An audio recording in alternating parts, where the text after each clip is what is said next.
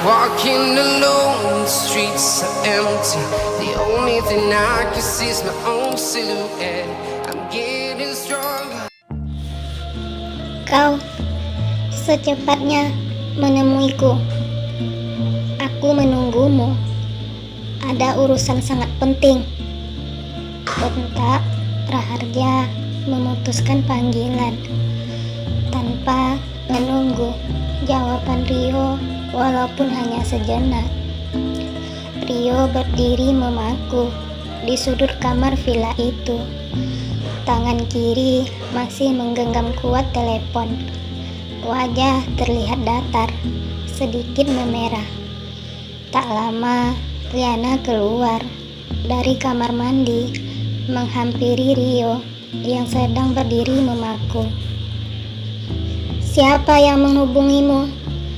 tanya Liana, menghampiri Rio, lalu menatap ke netra suaminya itu. Tak ada sepatah kata pun yang keluar dari mulut Rio. Masih saja diam memaku. "Apakah ada sesuatu yang mengganjal di pikiranmu? Ataukah ada masalah yang ingin kau katakan?" tanya Liana lagi, berlahan memegang tangan Rio lalu mendekap tubuh suaminya itu. "Aku sangat membenci sesuatu yang memaksa aku untuk melakukannya, sementara aku tidak menginginkan hal itu," bisik Rio di telinga Liana. Liana menatap manik mata Rio, berusaha menganalisa maksud pembicaraan suaminya. "Apakah ada masalah yang berhubungan denganku?" tanya Liana menduga-duga, bersamaan melepaskan dekapan tangannya di pinggang Rio. "Papaku barusan menghubungiku, menyuruhku menemuinya," ucap Rio. Refleks menyambar tubuh Liana dan mendekap erat tubuh istrinya itu. "Sayang, berjanjilah kepadaku selalu setia dan tegar mempertahankan hubungan kita ini. Apapun itu rintangan dan masalah yang datang," bisik Rio di telinga Liana sambil menyentuh rambut Liana yang menyasar di hidung lalu menyibakkan ke telinga. Kemudian membungkukkan badan, mencium perut Liana yang telah membesar, yang masih berbalutkan handuk. Liana menganggukkan kepala, menatap sayu ke wajah Rio. "Kamu harus menjaga mama ya, dikala papa tidak berada di samping mamamu," bisik Rio, tersenyum kecil. Liana menatap dalam ke mata Rio. Tak lama, bulir bening mengalir di pipi Liana. Firasat tidak enak menyapa di naluri Liana. "Apakah kamu ingin pergi?" tanya Liana. Tiba-tiba menangis terisak, merangkul kuat tubuh Rio. Bersamaan, Rio membalas dekapan sambil mengecup pipi Liana yang telah memerah karena menangis. "Kamu istriku yang kuat, masa cengeng amat," canda Rio menekan batang hidung Liana. "Aku hanya pergi sebentar saja, nanti akan kesini lagi menjemputmu," ucap Rio menghibur sambil menyeka pipi Liana yang telah basah dengan jari jemarinya. "Untuk sementara waktu, kamu tinggal di Bali, di villa ini dulu. Aku ada keperluan mendadak ke Jakarta berhubungan dengan masalah perusahaan. Apapun yang kamu butuhkan, ada pelayan dan bodyguard di villa ini yang akan melayanimu," ucap Rio bersamaan menatap dalam ke arah Liana. Kalbu berbisik, sebenarnya berat meninggalkan istri yang sedang hamil itu untuk ditinggalkan di villa terpencil di perbukitan itu. Namun bagi Rio, inilah jalan satu-satunya yang terbaik untuk melindungi istrinya itu. Ini sungguh urusan mendadak di luar rencana kita. Perusahaan dalam keadaan kacau. Papaku menunggu kedatanganku. Aku terpaksa meninggalkan kamu di sini, ucap Rio, berusaha berkelah menutupi masalah dari Liana. Kemudian kembali mendekap kuat tubuh Liana. Liana berdiri mematung, tidak ada sepatah kata pun yang keluar dari mulutnya. Apakah semua yang aku takutkan selama ini akan terjadi? Bisik batin Liana menghela nafas panjang. Kamu berhati-hatilah, aku menunggu kamu kembali, ucap Liana setelah terdiam sejenak, lalu mengurai senyum terpaksa untuk menutupi kegundahan di dalam hatinya. Rio menganggukkan kepala, lalu mengecup bibir Liana. Kamu harus menjaga kesehatanmu dan anak kita, oke? Ucap Rio lagi, sambil memegang dagu Liana. Liana merespon dengan anggukan kepala. Liana menghela nafas panjang setelah menyaksikan lenyapnya mobil mewah berwarna krim dari pandangan mata.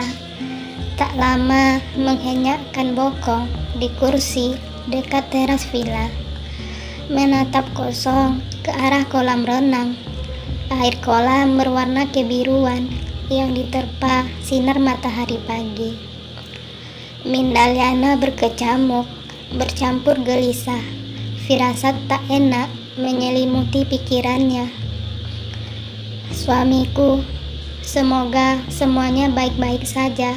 Tidak akan terjadi apa-apa, bisik batin Liana, kemudian bangkit memasuki villa.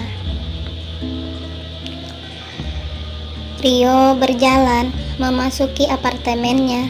Didapati Raharja Wijaya telah duduk di sofa ruang tengah dengan sekretaris Han. Raharja memandang menelisik ke arah Rio. Kemana saja kau pergi selama ini? Aku sudah dari tadi menunggumu, bentak Raharja tiba-tiba. Bukan mendapatkan sambutan hangat, malah bentakan dengan pandangan tajam, ingin menerkam hidup-hidup. Ya, itulah yang Rio terima dari ayahnya itu. Raharja melemparkan map berwarna hitam ke meja yang sebelumnya dia pegang. Di mana istri kontrakmu itu? Suruh dia keluar sekarang juga untuk menandatangani kertas ini, ucap Raharja nada tinggi. Rio meraih map tersebut, lalu membuka, mengamati dan membaca tiap barisan tulisan yang tertera di atas kertas berwarna putih itu. Tak lama Rio tertawa sarkas, memandang ke arah Raharja. Maaf Pak, istriku sedang beristirahat, tidak bisa diganggu, ucap Rio santai sambil menutup map tersebut, lalu meletakkannya kembali di meja. Kau, dasar anak kurang ajar, berani sekali kau meremehkan aku demi membela wanita rendahan itu, bentak Raharja memandang tajam ke arah Rio. Wah, apa katamu? Wanita rendahan? Hah. Refleks Rio bangkit, lalu tertawa terbahak-bahak. Wanita rendahan itu adalah istriku, dan kabar baiknya dia sangat cantik dan mampu membuat anakmu ini tergila-gila kepadanya. Dan dia juga baik, ucap Rio, lagi diiringi gelak tawa. Prak!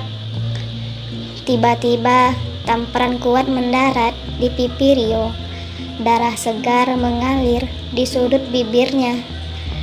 Han yang disedari tadi berdiri memaku di sudut ruangan terbelalak melihat tamparan kuat yang dilakukan Raharja. Ya Tuhan, bencana apa lagi ini? Lindungilah Tuanku. Aku tidak bisa berbuat apa-apa untuk membantumu. Pekik batin Han meremas kuat jari jemarinya, lalu keluar dari ruangan tersebut.